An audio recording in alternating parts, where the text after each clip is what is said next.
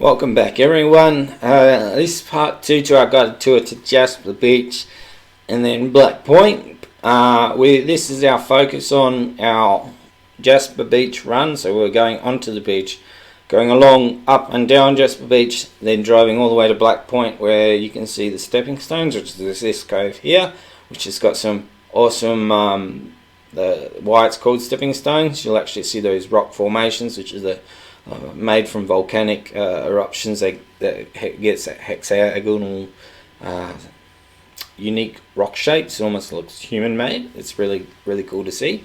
I'd like to point out the graphic, if you just to make mention. I would love to if you like our videos, please subscribe. Helps us continue to grow our channel.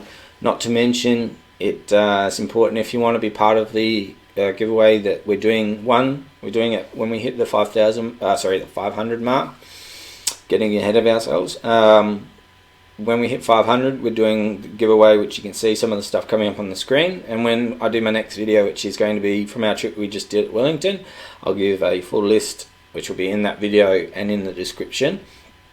And then also again, when we hit 1,000, that'll come from the subscriber base, so you have to be subscribed to be part of that. So make sure you subscribe if you want to be in the running for any of that sort of stuff. So a big thank you here to our Patreon supporters who support us all the way in making not only these sort of videos, educational videos, review videos, but also helping us go on trips so we can do the video that I'm going to be doing next up from Wellington.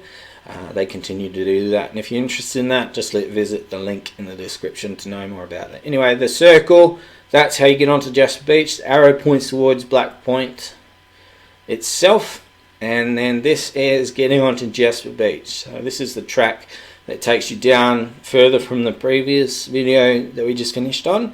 This is just after that. So unfortunately, my other camera had, on this occasion, had run out of battery, so I'm using my very backup camera, which was the camera quality isn't as good at.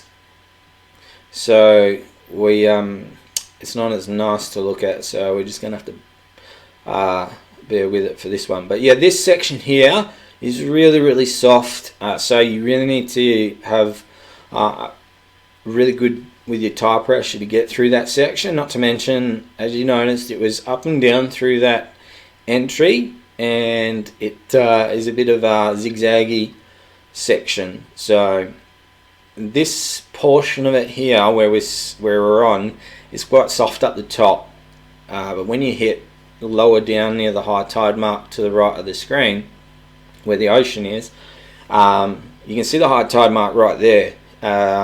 It's nice and firm. It's really firm to drive on. It's fantastic to drive on, actually. It's nice run along the beach. Not to mention, I think I mentioned this in my video where I did on Jasper Beach, where I looked at the beach structure. This is one of the first beaches I've ever run across where it's had all the structure and it's so easy to see. The only problem is you can see how much high tide comes up, so you only get a short bit of the beach that you can actually use during high tide. But because of the beach structure and how much it works, you can fish here at low tide as well. And you can see some in the video. You can actually see, look at one of the guys that's driving, you can see how much little indentation he's making in the sand as he drives along, even though he's turning around here and driving on. Barely making much of an indentation in the sand, so you can tell how firm this is driving along in that after high tide's been through and firm this section up. You can see he has to deviate around the big holes that are left, so you know that that's a deep hole that's left there.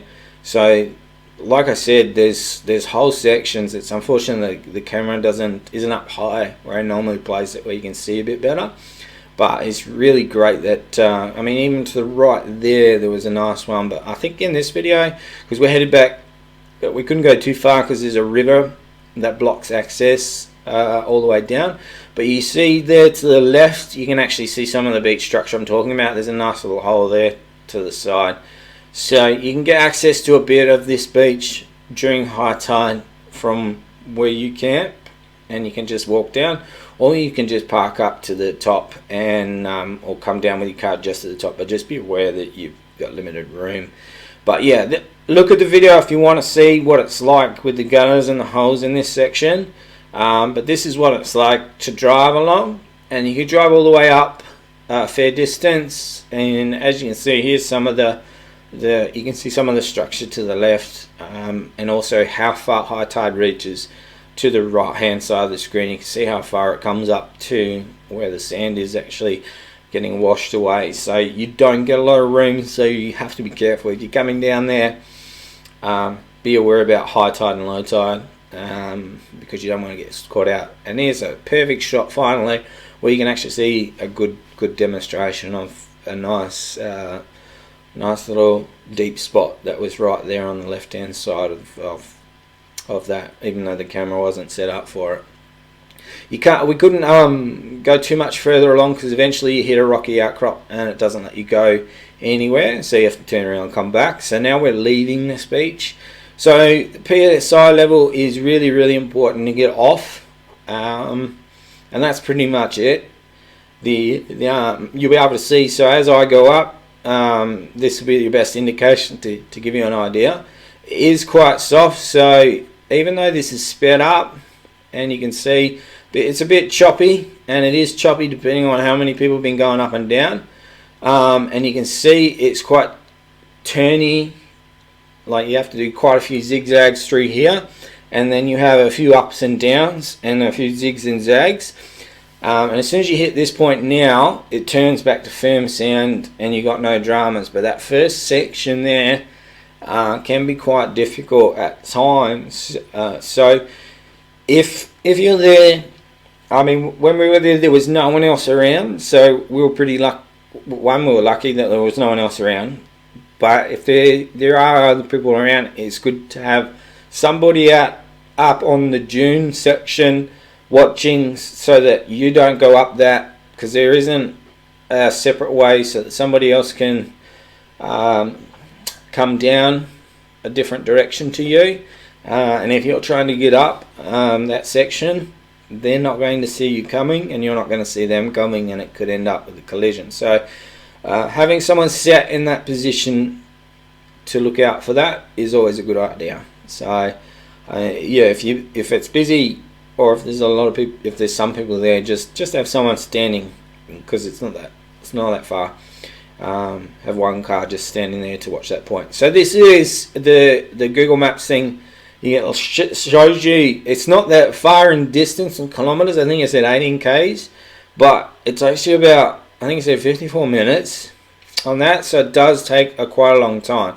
Now, I cut a lot of footage out, and I tried to leave in a lot of this type of stuff where it's not the best type of conditions. And this is what, because I want to showcase some of the worst parts of it, and then a little bit of the normal parts of it. So this is kind of what the normal parts of it are, which is softish sand that isn't too bad to drive on, and firmish sections with a bit of limestone mixed in, with some bumps. Now that's the where you'll normally sit, and every now and again there may be a wombat hole mixed in with all of that. So most of the time that's where you sit with the type of conditions for these tracks. And then you'll have random wombat holes like what you saw just pop up, and they can just appear out of nowhere.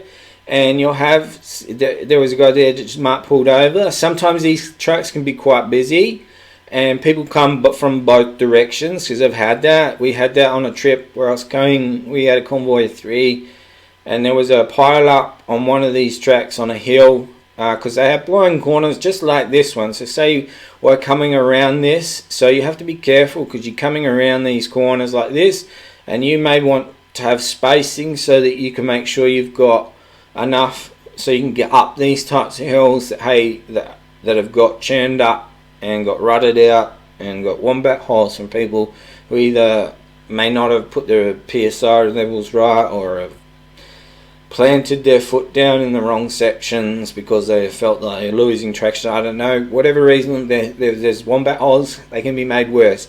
And if they get stuck there, there can be a bit of a traffic jam, and then if you come around those corners a little bit too quick, you can run into someone that's stuck in those ones. So it's always got to be a little bit careful coming around some of those corners, because we did come around one, and we came up against someone who had got stuck in one of those positions, and we also got stuck where someone had got bogged, and then we were on a little line waiting, trying to figure out what was going on and why we were all stopped, and it was due to someone was bogged further around the corner that we couldn't see.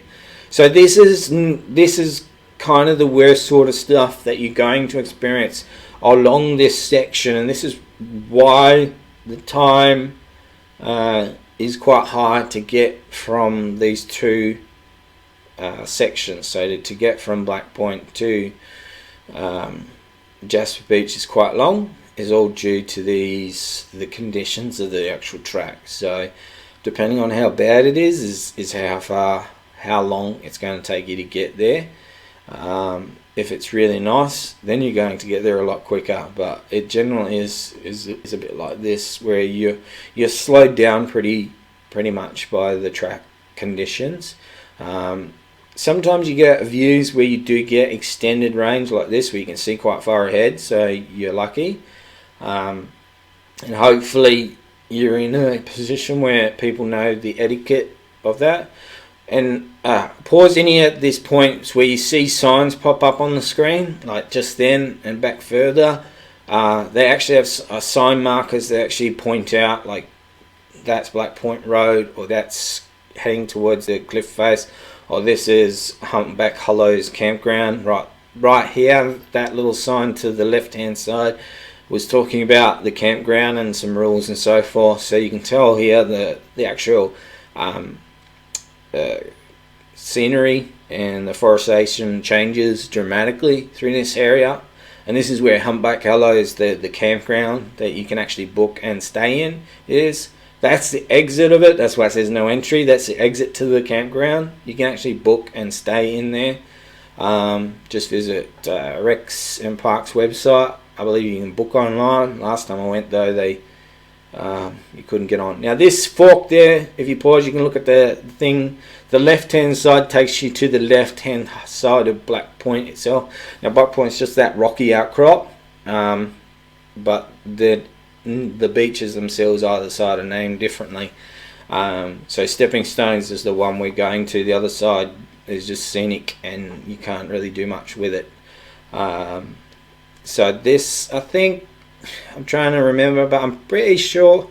I'm just trying to look at that area. I can't remember which one. I think one says one's in and one's out. I couldn't remember. It's been a while since I was down that way. But yeah, one's saying it's entry only, and the other one's saying it's exit only. And so this is into actual Stepping Stones itself. It's got the amenities like the toilets. It's got a shelter there with picnic tables and chairs and rainwater and nice view. Stairs that take you down to the actual cove down the bottom there, and it's quite nice. You can walk around on those things. You can fish off that. There's a nice little bay when it's nice. You can see on the day we're there, it's really cloudy and it's really horrible, but on a beautiful blue day and the calm beach, it's fantastic. So this is the way out of Black Point. Now you can skip coming down to Stepping Stones and Black Point altogether if you wanted to. Like on the map, you saw that there was a little bit of there's actually a signpost I think will pass, and hopefully I'll see it, because all this footage, by the way, has been sped up. I speed it up so that on the left there, that was, I think, the entry to I think it's back there, or that one, sorry. The entry to the campground was just there. So I speed up all this footage, so we're actually going a lot quicker than what's actually on the screen. I think it's there.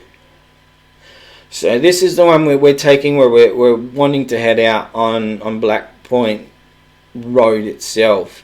Now you can choose, if you don't want to go into Stepping Stones and Black Point, you can just deviate and go around and go towards Jasper Beach itself. So it's an option, because Black Point Road doesn't have the same, it doesn't have the river crossing that Scott's Road has. It doesn't have, you don't have to go around. If you do go Scott's Road, you don't have to go up and to Pneumonia to skip the river crossing if the river's too high or you're worried about it. It doesn't have all the little mud problems that we had in the other one that you saw in the previous part 1. It has this, which is quite an easy track to go through. You'll notice, as I said in earlier, you notice the conditions with the actual forestation, and the scenery changes from nice forest, and as we continue throughout this area, it'll start to change from this to then more shrubbery as we head towards the road. Now this is a good way to, I wanted to mention, some people do this, some people don't. Now the member that's using this, because it's not my car this footage is from, is doing the same thing that I usually do, which is to avoid the ruts that generally form in here, that the corrugation. I drive in those sections where I sit with my tyres, and there's this, there's a sign that tells you which way to go. So go to the left, so you end up where you need to be on Stewart's Road, which is the main road. So I put my tyre slightly up onto the right hand side of that main rut that you're sitting in, and the other left hand tyre towards the middle. So you're almost sitting on the sand, it's sliding a bit of that sand down. It just makes your ride a little bit more pleasant, and it stops you just sitting in with all that corrugation going da da da da da da.